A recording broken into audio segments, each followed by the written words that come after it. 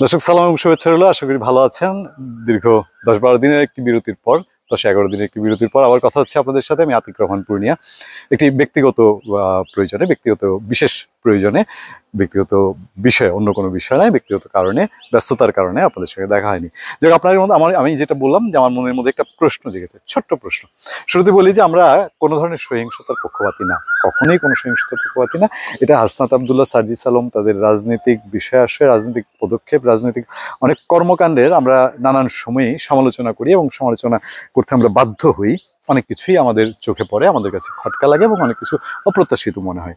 কিন্তু তাদেরকে সুবিধাজনক জায়গায় পেলে, অথবা যে ঘটনার বর্ণনা শোনা গেছে যে তাদেরকে ধাওয়া করে, তাদের একজনকে ধাওয়া করে সে হাসনাত আবদুল্লাহকে মোটরসাইকেলে ফিল্ম স্টাইলে সে মারতে হবে, পিটাতে হবে, এটার আমরা পক্ষপাতী না।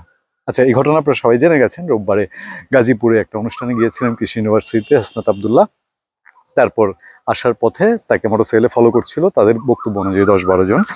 সেই ফলো করে চান্দিনা চৌরাস্তা এলাকায় সেখানে পাথর মারে পুলিশ, অন্তত বলছে, পুলিশের এডিসি রবিউল সাহেব বলছে।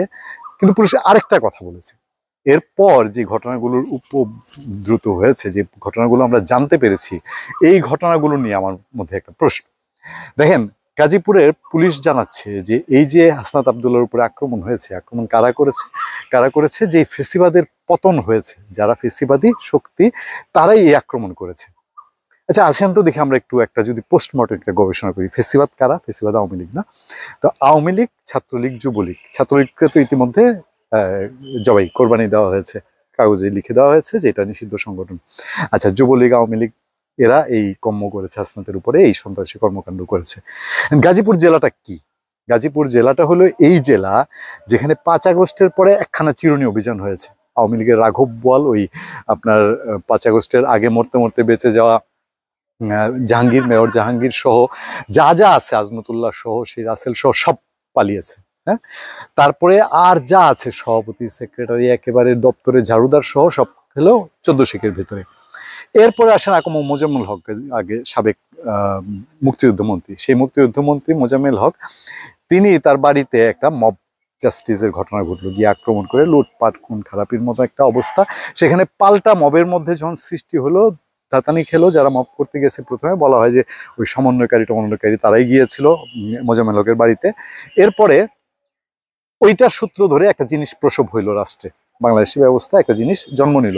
সেই জন্মটার নাম হলো অপারেশন ডেভিল হান্ট। সেই ডেভিল হান্ট দিয়ে চাছা ছোলা কইরা একেবারে গাজীপুরের সমস্ত আওয়ামী লীগ কাছে আয় না, জালে কাছে আয় না, একদম সব মানে কাদার নিচে, মাটির নিচে যা আছে তাও তুলে নিয়ে আসছে। আনে কি নেই, সব তো নিয়ে আসছে না।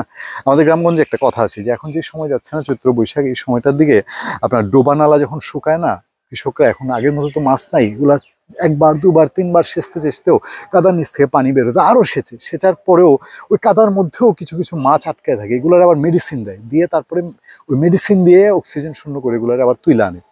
গাজীপুরে এখন এই অবস্থা চলছে। এত কিচ্ছা কেন বললাম জানেন? এই হাসনাত আবদুল্লাহর উপরে হামলার পরে ওখানে আরো নাকি পত্রিকা ভেদে কেউ বলছে 54, কেউ 70, কেউ 75 জন লোককে অ্যারেস্ট করা হয়েছে। পুলিশ বলছে এরা ফেসিবাদের লোক, মানে আওয়ামী লীগের লোক।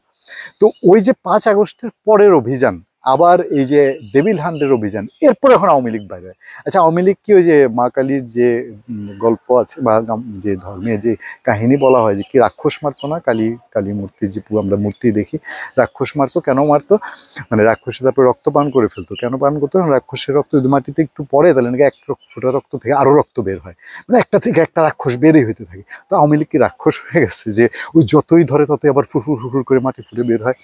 আর না হইলে এত কাণ্ড কারখানার পরে দেশে আবার আওয়ামী লীগ কোত্থেকে আসলো? এই প্রশ্নটা আমার মনের মধ্যে। দ্বিতীয়টা আর একটু খুবই সিলি প্রশ্ন, আপনারা বিরক্ত হবেন না। দ্বিতীয় প্রশ্নটা হচ্ছে যে হাসনাত আবদুল্লাহর উপরে যে হামলা, একদম পুলিশ প্রশাসন, ঊর্ধ্বতর কর্মকর্তারা সবাই গাজীপুর গেছেন, সবাই তটস্থ একটা, হ্যাঁ, একদম পুলিশ বিশাল এক অভিযান শুরু করেছে।